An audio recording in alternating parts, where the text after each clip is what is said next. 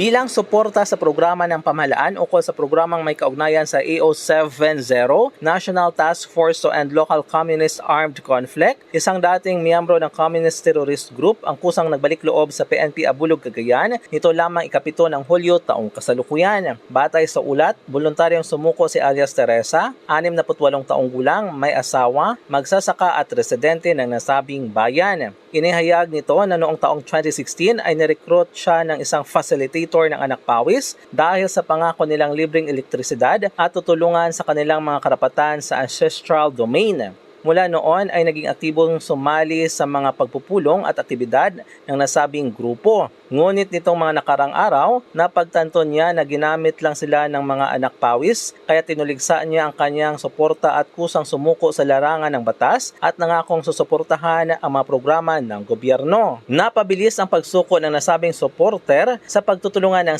CTG Tracker Team ng Abulog PS sa pamumuno ni Police Major Antonio G. Palatao, hepe ng nasabing istasyon. Patuloy ang kampanya ng Abulog Police Station laban sa insurhensya at pagpapatupad ng mga aktibidad kaugnay sa mga programa ng gobyerno tulad ng EO70, NTF-ELCAC, Retold Community Support Program o RCSP at iba pang aktibidad at nanawagan ang pamunuan nito kasama ang kasundaluhan sa iba pang supporter at miyembro ng teroristang grupo na magbalik loob na sa pamahalaan. Mula dito sa Cagayan, M. J. de la Cruz para sa Radyo Alternatibo, Balita Nationwide.